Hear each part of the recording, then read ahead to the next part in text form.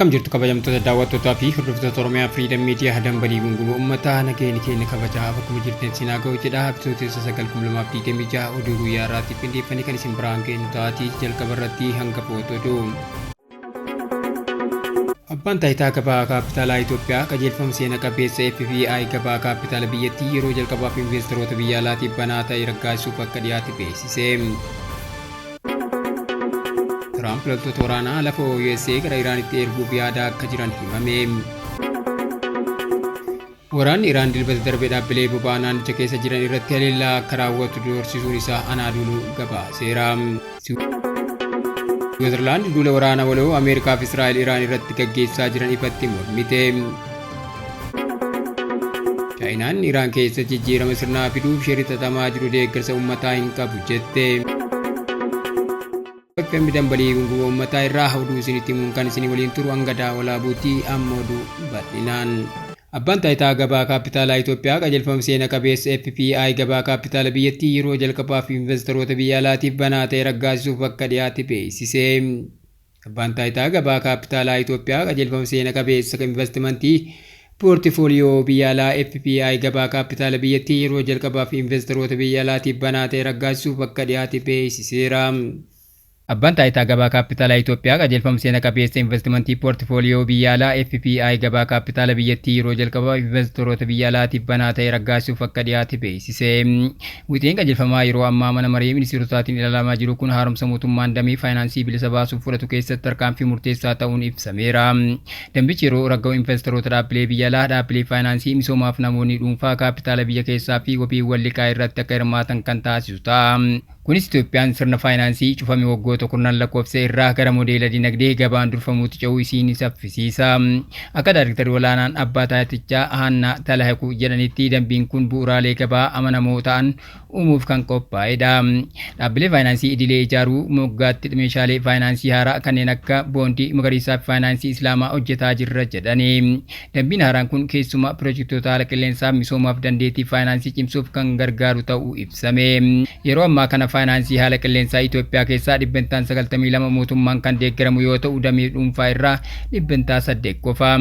Dambichi dameen dhuunfaa anniisaa haaromfamuu danda'uu fi bu'uuraalee misoomaa itti fufiinsa qaban irratti akka investi godhu jajjabeessuuf onnachiiftuu gibira kan hammatedha. Trump loltoota waraanaa lafa USA gara Iraanitti erguuf yaada akka jiran himame.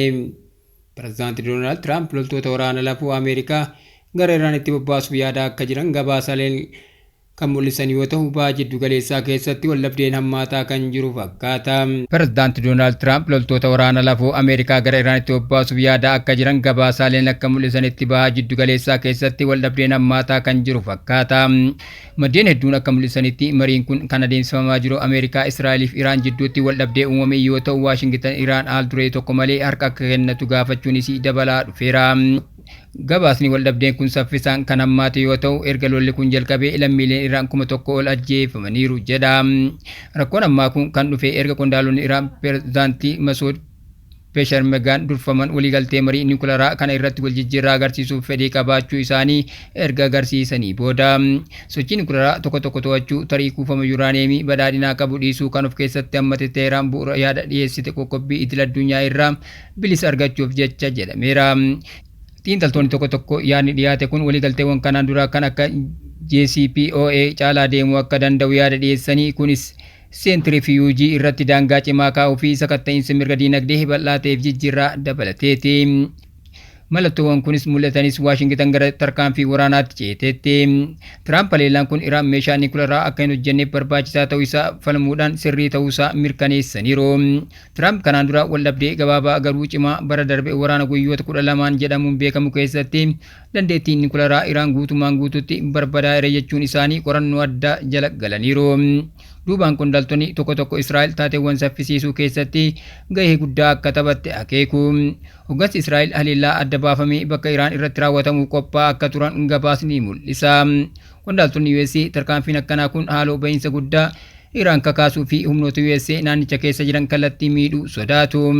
Ministeerri malaa Maarko Rubioon haasaa Capitol Hill irratti kennaniin daayinamikii kana ibsaniiru.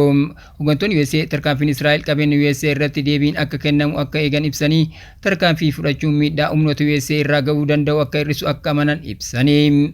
Haa ta'u malee yaadni loltoota lafoo Ameerikaa gara Iraanitti erguu qeeqxota biratti yaaddoo guddaa uumeera. Murteen akkanaa Ameerikaa waldhabdee biraa baha jiddu galeessaa keessatti yeroo dheeraaf turu saaxiluu akka danda'u hedduun akeekkachiisu. Waggoota kurnanii fi turuu danda'uuf doolaara tiriliyoona lakkaa'amu baasuu danda'a. Gama biraatiin ammoo gabaan addunyaa mirkanaa'uu dhabuu kanaaf deebii kennaa jira. Gatiin boba'aa dabaleera. Gabaan faayinaansii jijjiiramaaf mootummoonni addunyaa tarkaanfii itti aanu Waashingtan itti aanu dhiyeennaan ilaalaa jiru. Yaaddoo waldhabdeen uumamu gaaffiin guddaan tokko qilleensa keessa fannifameera. Waraanni Iraan dilbata darbee dhaabbilee boba'aa naannicha keessa jiran irratti haleellaa akka raawwatu doorsisuu isaa Anaadolu gabaaseera. Yaaddoo kana kan uume dhaabbata oduu barattoota Iraan ISNA ajaja jiddu galeessa Kaatam Al-Anbiyaa waajjira muummee waraanaa tokkummaa humna waraanaa Iraanii. Sodaa kana kan uume dhaabbata oduu barattoota Iraan ISNA ajaja jiddu galeessa Kaatam Al-Anbiyaa waajjira muummee waraanaa tokkummaa humna waraanaa Iraanii. Komaandi poostiin kun haleellaan gara jabinaa haaraan Ameerikaa fi Israa'el raawwatan bu'uura boba'aa fi anniisaa Iraan akkasumas dhaabbilee tajaajila lammiilee Iraan tajaajilan irratti akka xiyyeeffate ta'uu ibseera. Rippaabilikni Islaamaa Waashingtaniif Israa'el haleellaa dabalataa dhaabbilee boba'aa irratti raawwachuu irraa akka of qusatan dhaamaniiru. Kana gochuu dhabuun naannichatti haaloo ba'uu wal fakkaataa fiduu danda'a jechuun guddinni kun bu'aa dinagdee hamaa fiduu akka malu akeekkachiiseera. Wayita waldhabdeen kun ammaate gatiin boba'aa barmeela tokko doolaara 200 ol ta'uu akka malu akeekkachiisaniiru. Xiyyaaronni waraanaa Israa'el sanbata darbe bakka kuufama boba'aa fi warshaalee boba'aa qulqulleessan Teheraan keessatti kan rukutan yoo ta'u, torban darbe haleellaa bal'aa Iraan irratti raawwatameen booda Teel Aviv dhaabbilee akkanaa irratti xiyyeeffachuu yeroo jalqabaati. Erga Israa'el fi Ameerikaan gurraandhala 28 haleellaa waloo Iraan irratti raawwatanii booda hoogganaa olaanaan Alii Kaamenii dabalatee namoonni 1200 ol ajjeefamanii 10,000 ol ammoo madaa'uu isaanii qondaaltonni Iraan ibsaniiru. Teheraan haleellaa misaayilaaf dirooniin qabeenya waraanaa Ameerikaa, Israa'el, Iraaq, Joordanii fi biyyoota galuu galaanaa irratti xiyyeeffachuun haaloo baateetti. Gama biraatiin Iraan haleellaa misaayilaa bal'aa Ameerikaa fi Israa'el irratti banteetti. Koreen eegdota warraaqsaa suuraa haleellaa misaayila marsaa 28ffaa agarsiisu gadhiiseera. Iraan Operation True Promise for marsaa 28ffaa buufata waraanaa Ameerikaa fi dachee Israa'el irratti xiyyeeffatte eegaluu isii beeksiste. Koreen eegdota warraaqsaa Iraan suuraa misaayil baalaastikii Keebar Sheekan Emadii fi Gaadar furguggifamuu agarsiisu gadhiisaniiru.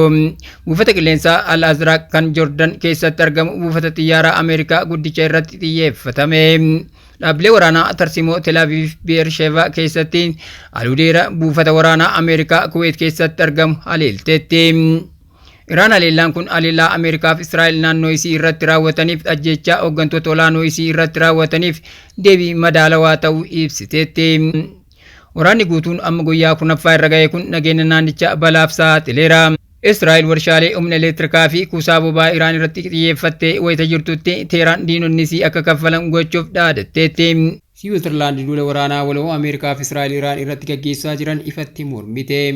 Siwiizerlaand duula waraanaa waloo Ameerikaa fi Israa'el Iraan irratti gaggeessaa jiran ifatti balaaleffachuudhaan jiddu galeessa ta'uu isii irraa deeggartee jirti. Siwiizerlaand duula waraanaa waloo Ameerikaa fi Israa'el Iraan irratti gaggeessaa jiran ifatti balaaleffachuudhaan jiddu galeessa ta'uu isii irraa deeggartee jirti. Qondaaltonni Siwiizerlaand haleellaa qilleensaaf ajjechaa irratti xiyyeeffate kallattiin seera idil addunyaa cabsuu jechuun qaawwa guddaa waliigaltee dippiloomaasii biyyoota dhiyaa saaxilanii. Mootummaan Siwiizerlaand kabaja abbaa biyyummaa biyyaalessaa fi naannichatti miidhaa namoomaa dabalaa dhufuun yaaddoo guddaa akka qabu ibseera. Akka wiirtuu dippiloomaasii fi waliigalteewwan Jeneevaa mallatteessitetti madaalliin seeraa Siwiizerlaand hawaasa addunyaa keessatti ulfaatina guddaa kan qabuu fi qorannoo yakkaa waraanaa gara fuula duraa irratti dhiibbaa uumuu danda'a. Iyya uummataa baay'ee mul'anne kun kan dhufe erga bu'uuraalee misoomaa waraanaa hin taanee fi bakka namoota siviilii irratti xiyyeeffatan bulchiinsa Iraan hedduu keessatti miidhaa bal'aan akka dhaqqabe gabaafamee booda.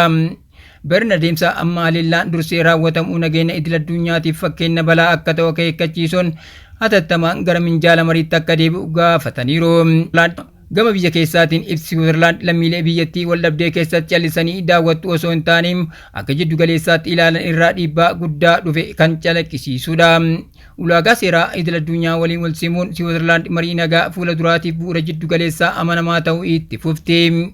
Biyyoonni Awurooppaa biroo kan akka Norweey fi Speen mormii isaanii kan ibsan yoo ta'u, Ameerikaa fi Israa'el jijjiirama sirnaa Teheraan keessatti hordofuu irratti adda baafamuun isaanii dabalaa dhufeera. Hawaasni addunyaa amma gara Switzerland ilaalaa jira. Haasawa kana kan deeggaru yoo ta'u, qoqqobbii dippiloomaasii idil addunyaa dhiifamaatiin deeggarti. Manni murtii yakkaa idil addunyaa ajaja baasee biyyoonni gamtaa Awurooppaa irra caalaan isaanii tuffataniiru. Sloveniyaan biyya miseensa gamtaa Awurooppaa jalqabaa taate muummicha ministeeraa Israa'el Beniyaamin Netanyahuun nama sadarkaa walqunnamtii hin qabne ta'uu labsuun fulbaana 2025 naannoo isii akka hin seenne dhoorgite. Mootummaan haleellaa waraanaa Gaazaa keessatti raawwate irratti Netanyahuun yakka waraanaa fi yakka dhala namaa irratti raawwateen ajaja hidhaa ICC kaasuu isaa ni yaadatama. Murteen kunis tarkaanfiiwwan kanaan dura Sloveniyaa fudhattee hedduu hordofeeti. Biyyattiin ji'a onkoloolessaa 2024 Falastiin akka biyyaatti beekamtii kan kennite yoo ta'u, sadaasa 2025 keessa ministeerota Israa'el mirga lama akka biyyattii hin seenne dhoorgite. Akkasumas uggura meeshaa waraanaa jalqabaa gamtaan Awurooppaa muddee 2025 Israa'el irratti kaa'e. Pirezidaantiin Sloveniyaa Natasaapirk Musar torbanuma sanatti haasawa yaa'ii waliigalaa dhaabbata mootummoota gamtoomaniitti taasisaniin biyyoonni biroo tarkaanfii akka fudhatan dhaamaniiru. Wayita sanatti ajajni Netanyahuun dhaabbata mootummoota gamtoomaniif kenne daangaa qilleensa biyyoota ajaja kanaaf bitamuu danda'an akka buqqisu gabaafameera. Chaayinaan Iraan keessatti jijjiirama sirnaa fiduuf shirixatamaa jiru deeggarsa uummataa hin qabu jette. Lolli Ameerikaa Israa'el fi Iraan jidduutti gaggeeffamaa jiru guyyaa 9ffaaf hammaataa kan jiru yoo ta'u, Beijing duula waraanaa Iraan keessatti hatattamaan akka dhaabbatu gaafatteetti. Lolli Ameerikaa fi Israa'el Iraan irratti gaggeeffamaa jiru guyyaa 10ffaaf hammaataa kan jiru yoo ta'u, Beijing duula waraanaa Iraan keessatti hatattamaan akka dhaabbatu gaafatteetti. Chaayinaan Iraan keessatti warraaqsa halluu gaggeessuuf yaaliin godhamu kamiyyuu fudhatama akka hin qabnee fi akka hin milkoofne labsite. Ministeerri kun ibsa gaazexeessootaaf Beijingitti kennaniin Iraan keessatti jijjiirama sirnaa fiduuf shirri warraaqsa halluu fiduuf xaxame deeggarsa uummataa hin qabu jedhani. Ministeerri kun ibsa gaazexeessootaaf Beijingitti kennaniin Iraan keessatti jijjiirama sirnaa fiduuf shirri warraaqsa halluu fiduuf xaxame deeggarsa uummataa hin qabu jedhani. Abbaa biyyummaa Iraan kabajamuu akka qabuu fi waraanni kun naannolee birootti akka hin babal'anneef tarkaanfii waraanaa baha jiddu galeessaa keessatti hatattamaan dhaabbachuu akka qabu cimsanii dubbataniiru. Ameerikaan qeequun kan maashaa cimaa qabu yeroo hunda sirrii miti, addunyaan gara seera bosonaatti deebi'uu hin qabdu jedheera.